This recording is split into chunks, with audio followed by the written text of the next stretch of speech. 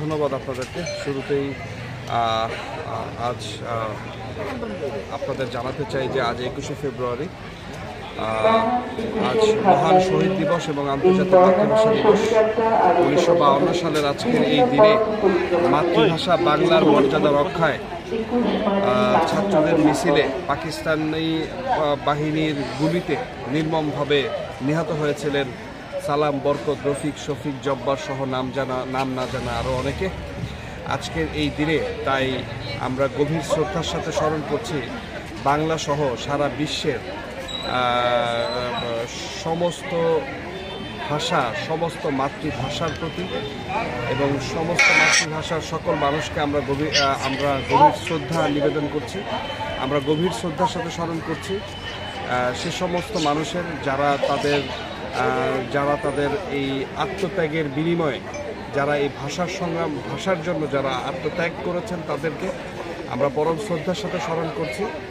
এই বাংলা ভাষার মর্যাদা রক্ষার এই 1952 সালের এই সংগ্রামে নেতৃত্ব দানকারী সর্বকালের সর্বশ্রেষ্ঠ বাঙালি জাতির পিতা বঙ্গবন্ধু শেখ মুজিবুর রহমান সহ সকল সংগঠক এবং সকল সংগঠক বৃন্দদের।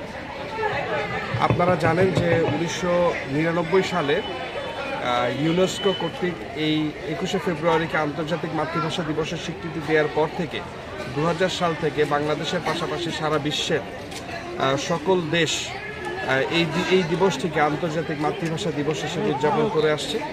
আমরা অত্যন্ত আনন্দিত যে ভারতও সেই সময় থেকে এই দিবসটি অত্যন্ত গুরুত্বের সঙ্গে আয়োজন করে আসছে এবং আমাদের এই ত্রিপুরা, যেখানে মূলত 2000 সালের পূর্ব থেকেই সবসময় এই বাঙালি, কারণ এই বাঙালির এই ভাষা আন্দোলনের সংগ্রামের একজন গুরুত্বপূর্ণ ব্যক্তিত্ব ছিলেন আমাদের কুমিল্লার ধীরেন্দ্রনাথ দত্ত, যাকে এই কুমিল্লার এই আগরতলার মানুষ যাকে অত্যন্ত ভালোভাবে চিনেন।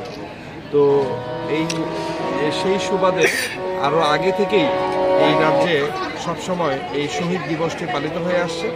তো আমি আজকের এই দিনে ত্রিপুরাবাসীর সকলকেও জানাচ্ছি আন্তরিক শুভেচ্ছা এবং আর কিছু